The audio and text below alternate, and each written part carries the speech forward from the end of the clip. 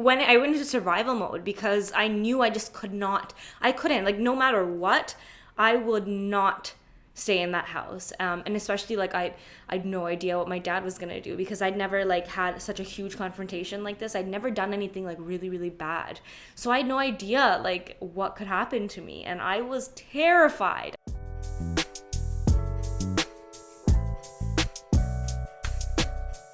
Hi everyone, welcome back to my channel. My name is Arij if you're new, and I make videos that document my self-growth, specifically the experience of trying to find an identity whilst growing up between two oftentimes conflicting cultures and societies. So I was born into a Pakistani Muslim household and I was raised in Canadian secular society. If any of that relates to you or if you're just simply interested in it, feel free to subscribe to my channel to follow me along on this journey of self-exploration and, I don't know, see where this life takes me, this amazing, beautiful life. Today, I am filming another storytime video, and I have filmed 2 other storytime videos in the past, and they got an amazing response. I kind of expected that response, though, to be honest, because the stories that I told are stories that a lot of people experience themselves, but nobody wants to talk about publicly because it's just a very touchy subject within South Asian culture. What has happened to me in my life is not a desirable thing at all. So there's a lot of negativity that surrounds it, which makes people not want to talk about it. And I didn't want to talk about it for the longest time either. Like, the stories that I'm telling you now, they're 2 to 3 years old, and I haven't felt ready to share them at all on this platform that I have until now, because it required me to revisit experiences in my life that caused me a lot of trauma that weren't pleasant experiences in any way. But at this point in my life, something is calling me to share, to release, and I am simply just following that cue. This video is going to be another 2-parter. Is that a right way to say it? I think it's going to be in 2 parts as well. I was originally going to make it 2 separate videos, like change my clothes in between, but like, who cares? I'm just going to film it all right now. It makes it easier for me, and then just release it in 2 videos.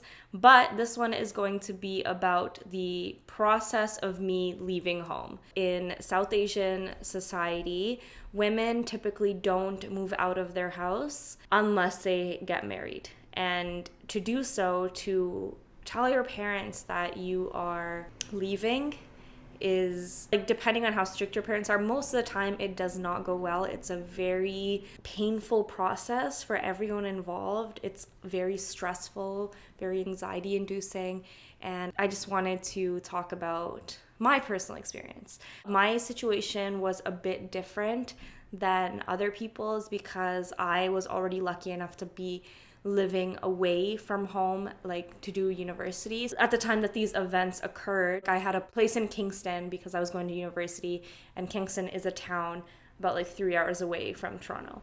So keep that in mind. Like, I did have a different starting point than a lot of people might, but I'm just going to tell you what happened to me and we'll go from there. All right, so my story with leaving home / moving out, the overall process occurred in 2 separate events. For a lot of people who move out of their house before they get married, a lot of the time they're at a place where they're financially stable. The way that they do it is they just kind of get an apartment and then just pack all their stuff and go. But when this happened to me, I was really quite young.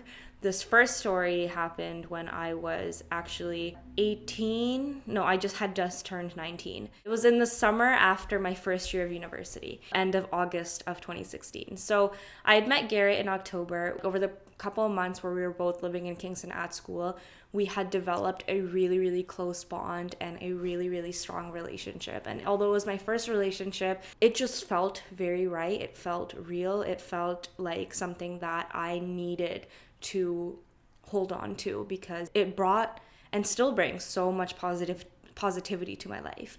But I also knew as I was going through all of this that my parents would not be down at all because Garrett is white, he's not Muslim, and my parents would have preferred of me to marry or not even be in a relationship, because I wasn't even allowed to date, but they would want me to choose a partner that was for sure Muslim and preferably Pakistani or at least South Asian to some extent. I don't think they really cared that much about the culture part, but the religion was a must. But that's just not how it worked out for me, unfortunately, or fortunately. It depends on how you look at it. I met Garrett in October. We did our thing for a couple months. I loved life. It was amazing for those couple of months until I started developing a lot of anxiety just from the anticipation of knowing that this was a secret that I was holding, that it was going to come out at some point. Overall, it was fine at school because I was away from home. I didn't really have to be sneaky or anything because I was just living in a different city. They didn't know what I was doing. It was really easy to hide my life from them. But the real issues started in the first summer that I was home after first year. And I made a video a couple months back, years back actually, about what the restrictions were that were placed on my life. For example, I wasn't allowed to really go out that much. That was cultural, but I wasn't allowed to really hang out with my friends. Anytime I wanted to leave the house, even if it was just to study, I had to go through my parents. And at any time, basically, they had the authority over me to just say, nope, sorry, you can't go. I couldn't really question that. It was, if they said no, that just meant no because they didn't want me to. And it was very restrictive. I was already sick of that when I was the summer before university, but it got really, really bad the summer after university, because the summer right after first year of university, I had experienced full freedom. I was living the past 8 months, I had been living by myself, doing whatever I wanted. If it was 11 p.m. and I wanted to go on a walk, I could go on a walk. I didn't have to go through anyone. No one was questioning me. No one was asking me who I was hanging out with. It was just such a peaceful existence. And I did that. I lived that for 8 months, got a taste of real exciting life, freedom. And all of a sudden I had to come back in May to Toronto and start living with my family again. And I had grown so much as a person over the past 8 months because it was the most transformative, it was the first really transformative period of my life. But my parents were the same because their life had not changed at all. So I came back to the same environment that I had left, and it became really, really difficult to deal with. Imagine it, you can do whatever you want one day, and then the next day you wake up and now you're basically kind of in a prison. So very, very hard to deal with. So what made it even worse for me, what made it even more unbearable, was the fact that I was in this really committed relationship with this person, Garrett. And luckily, I'm so lucky for this. Garrett also is from Toronto, and we actually lived 10 minutes away from each other by car, driving, although it still took me an hour to get to his place by transit, because just the way that transit works in that area, it was a mess. I had to transfer 2 times, but that's besides the point. But anyway, I was very, very lucky to have him there, in the same city as me, because if, for example, he was in a completely different province or another country or something, because a lot of people at university, they come from all over the place, so I'm just really, really grateful that he was in the same city. We were used to spending basically 24 hours together. We were pretty much living together already in a couple months into our relationship, or what a couple months, literally when we met, we just pretty much started hanging out all day, every day.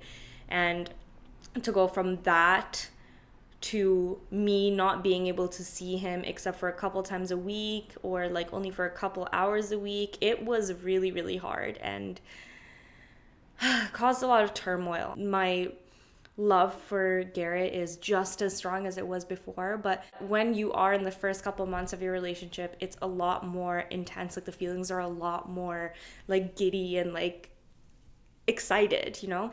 All I thought about at all moments of every day was Garrett. That's all I did. If I was away from him, if I was experiencing something fun, my first thought would just be, oh, I wish Garrett was here. This would be so much better if Garrett was here. And my mind was always on him. It was because I was kind of not allowed to be near him, and I wasn't allowed to talk about him. I had to live in a way pretending that he didn't exist when I was at home. So I don't know the exact details of how that summer played out, but generally what would happen is I would tell my parents that I was going somewhere. Like, my usual excuses were I'm going to the library or a coffee shop to study, because I actually was doing online courses at the time in the summer. So that was my go-to excuse, because like, when it came to education, that was something that they really prioritized. So they wouldn't really stop me. But what I would do is, like, I would tell them in the morning, I'm like, okay, I'm going to the library, and I would spend all day with Garrett, and then I'd come home at night. And this kept going on as much as I could to let it go on. It was still like I couldn't see him every day, because there was a rule kind of in my house, like an unspoken rule, that if you go out one day, you can't really go out immediately the next day. You have to kind of wait a couple days before you can go out again and do something else. So it was a couple of times a week where I was seeing him, lying about where I was at all times. And then I was also at the time working as a sales associate at this department store called Hudson's Bay. What I really liked about that position was that, or being able to like work, was that I could leave the house more, because my parents weren't, like, for education or career or anything like that, they didn't ever stand in the way. Once I got that job, it was a bit easier for me to do what I wanted and to go outside, because I would just say, oh, I have a work shift, and then I would go out, pretend I was going to work, and go and do whatever I want, come home. No one was the wiser. I was leading a very, very dishonest life. It was taking a toll on me. I used to cry like every day pretty much, because I just couldn't be myself. I couldn't express my authentic, true self or my feelings or anything. And I just felt very trapped and stuck, and it was horrible. I had been talking to my friends about it. Specifically, I was talking to my friend Maha, because my friend Maha, she was dealing with this, like, a very restrictive type of environment as well, and when she was in high school, and she had already had this experience. So I was talking to her about what it's like to live in a place where you just feel bad all the time, and where your personal freedoms are being infringed upon. So I'd been in that kind of a conversation with her, just hearing about her experiences, learning about what she had gone through, and maybe just contemplating it for myself. But again, I knew that I was like, well, this is just a summer, like, it's 4 months, like May, June, July, August, and then I'll be back in Kingston in September. I could live like my life, do whatever I want. And so I didn't really take any action until the end of August. I had a week left in Toronto, and I was scheduled to go back to Kingston for second year, literally like the next Tuesday or something.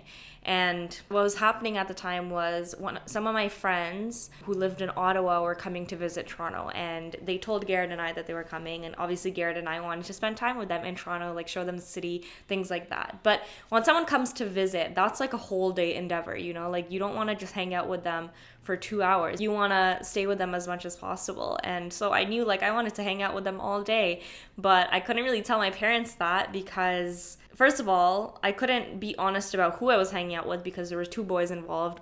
Garrett was one of them. And second of all, when I wanted to go outside, I had to have very specific plans. Like, my parents had to know exactly what we were doing. If you're going to the mall, why is it going to take 3 hours? Like, why do you feel like it needs to take 3 hours? Like, I had to really justify to my parents why I was spending time outside down to the hour. And it was going to be really, really difficult for me to explain being out all day to hang out with people from Ottawa. Like, that doesn't make sense to them. They're like, what are you going to do? You know, like, what, just like walk around? Like, it just didn't compute. So to avoid that hassle, I decided to do what I've done in the past, and told my mom I was working all day at the Bay, and the Bay closes at 10 p.m. So I told her I was closing as well. So that would have basically given me a full day of uninterrupted bliss. Like my parents wouldn't call me because obviously I'm at work. I can't really answer my phone. And yeah, that was the plan. So I went about my day. Like I was like, all right, go. I'm going to work. Bye. See you later. And I pretended I was going to work. I met up with my friends. We started hanging out. Like we were like at the Eaton Center or something. And a couple hours in, it was like 1 p.m. or 2 p.m. or sometime in the afternoon, I get a call. It was either a call or a text from my mom. And it was very frantic. And maybe I didn't answer her because I was supposed to be at work. So she was probably texting me like, hey, why are you not at work? And I was very confused because why would she...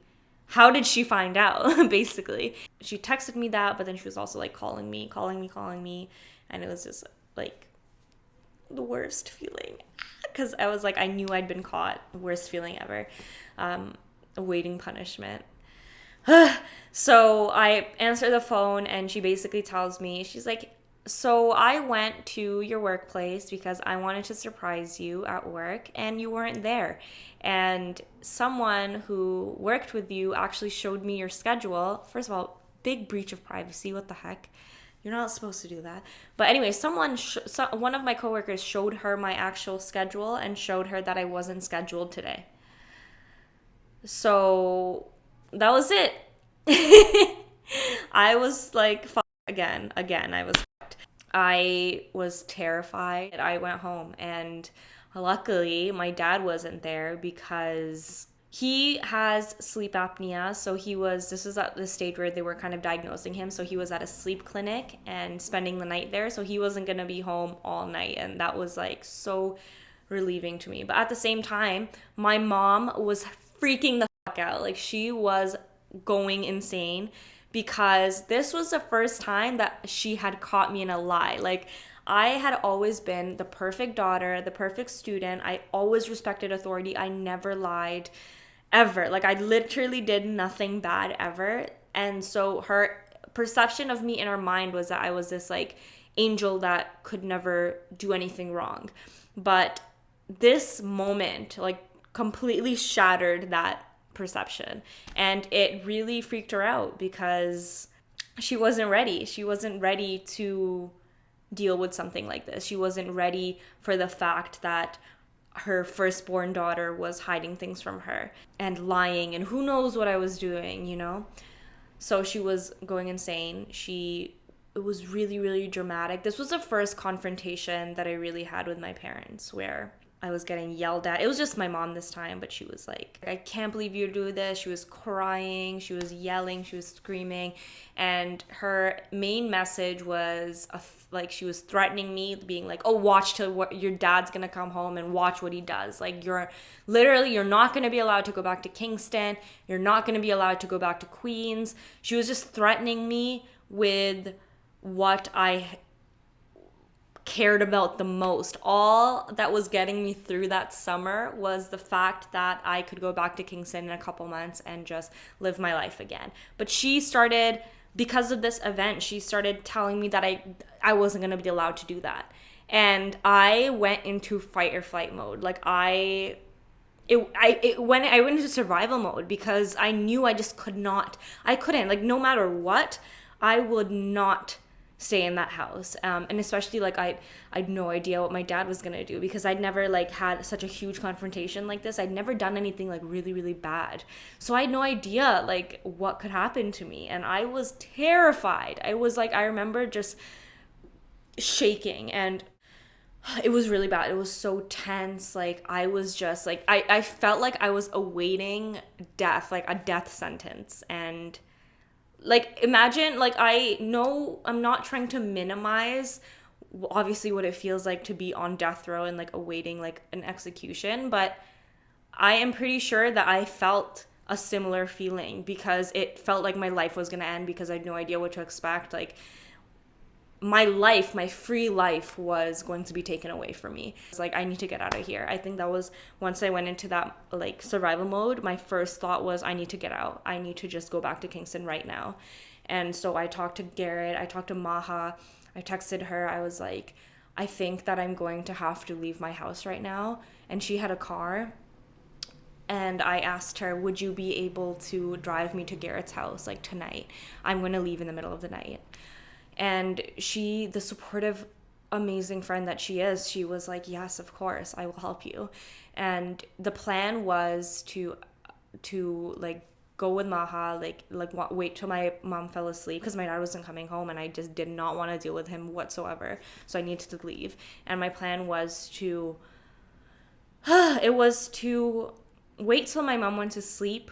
I told my sister, like my sisters knew what was going on. They were in the house, and I told them, I was like, I need to go back to Kingston right now. Like, I can't wait for Baba. And they were super supportive and super understanding. Like, that's one thing. My sisters have always been on my side, even if they didn't necessarily understand fully what I was going through or why I was going against what my parents said or why I was doing everything that I was doing. They care about me so much that they always were supportive. Like, I never felt any judgment on their side. Immediately after I organized the plan with Maha and Garrett and they were on board to help me, I started putting all my stuff together. Like, my things were already kind of in one place because I was scheduled to move back to Kingston the week after, but there was still a lot of work that had to be done. I waited till my mom went to sleep pretty much, I think, and I started putting all my stuff together. My sisters were trying to help as much as they could. They were really scared too. I was really scared because I'd never taken such a bold action against my parents ever in my life before. And we all knew it was gonna be like chaos. They're so cute. There's this picture book series called Scaredy Squirrel. And we had a copy of that picture book. And they literally, Shifa, Dua, and Erham, they wrote, they signed their names on the book, because the thing is, we didn't really know what was gonna happen once I did this. I didn't know when the next time I was gonna see them was. It was insane. They gave me a book, the picture book Scaredy Squirrel, and they were like, hey, Japa. Like, Appa is what you call like a big sister. It's like just something that we use in the culture as kind of as a form of respect. And they wrote something along the lines of, Japa, don't be a scaredy squirrel, we love you, something like that. And they signed their names. And I remember every time I see that book, I start crying, because it's so sweet, and it just kind of brings back all of those feelings of uncertainty and feelings of fear that we were all sharing at that moment. But anyway, I packed my stuff. My mom was asleep around 2 a.m. or something. I texted Maha and I said, okay, I'm ready. And I snuck all of my bags downstairs to the main floor. I think I said bye to my sisters. And oh my God, it was so scary. We also have this alarm system in our house. And every time the door opens or closes, it kind of says front door open, front door closed, front door open, front. So I had to mute it, put on a really low volume so my mom wouldn't wake up. That was so terrifying. Maha came. It felt surreal. It didn't feel like it was happening to me. You go into a very specific state of, it's you only know the goal. You're very pinpoint focused. You just cannot afford to think about what you're doing, because otherwise you wouldn't do it, because there's so much fear. It was late at night. I was texting Garrett. I was like, okay, we're leaving soon. I put my stuff in her car's trunk, and I got in her car and we drove to Garrett's house. It's really hard to describe what I felt in those moments, for example, putting my stuff, actually physically putting my stuff in Maha's car, getting in her car, sitting in the seat, and driving to Garrett's house. It was fear. It was oh man, I got out. It was kind of excitement. It was sadness, pain, mostly negative, but such intense feelings that you just are completely in your head. You're not very present in the moment. And at this point, I don't even remember this, what it felt like when we got to Garrett's house. I know Maha dropped me off. Garrett opened the door. I put my bags upstairs, and I don't know what happened after that. It's completely black. I probably was in a very, very awful state because I had no idea what I was doing. I had no idea what was gonna happen. I remember I had to turn my phone off because I didn't not want any calls or texts or anything. I sent my mom a message, like, I was like, don't worry, I'm like just going back to Kingston. And that's it. I stayed because I had a week left in Toronto before I went back to Kingston. I was with Garrett and his family. I lived with them for a week, and then Garrett and I went back to school. I think at that point, like once we were back at school, it was a bit easier to deal with because I was just so happy to be free again that it was really easy to just not like think about what had just happened. But this was like end of August, and then middle of September, end of September. So I basically didn't speak to my parents at all after that because I had turned my phone off. I kind of like blocked them from contacting me. And then eventually they reached out to me again. They were really mad. Like for a long time, they didn't want to reach out to me either. But at one point, I don't know how it happened or what, but we agreed to talk, and they came down to Kingston, and we just, I don't know, forgave each other. We didn't even talk about the situation that much. We didn't have a conversation, anything. It was just like, okay, let's be a family again, okay? And like no one wanted to confront it. We were just like, let's just move on. And like I was like fine with it. I mean, I knew that I was gonna have to deal with the same bullshit the following summer, but I was like, oh, I have 8 months ahead of me, who cares, like whatever. And so yeah, we like put a band-aid on the situation essentially, and they went on their way. And then I started talking to them again here and there, phone calling, things like that. But that event really put a lot of tension in between myself and my parents because that was the first time that I really stood up for myself and showed them that they were not in control of my life, and that shook them up. It also shook me up, but yeah, so that's part 1. I will post part 2 next week. I am going to be filming it immediately after I sign off on this video, so don't worry, you'll get it. If you know of anyone that is in a similar situation to me, or has similar experiences, or just would benefit from hearing my story, I have a lot of other videos as well about this. I have a whole playlist where I've added all the videos that relate to this aspect of my life on my channel. Just please feel free to share it with them. If you want to share your story, please comment on this video. Let me know what you thought of this. Let me know. Just I want to talk. I want to get to know you guys. And then finally, like the video if you liked it. And yeah, okay. I'm gonna start filming the second part, so I gotta go. Bye, love you. Thank you for watching.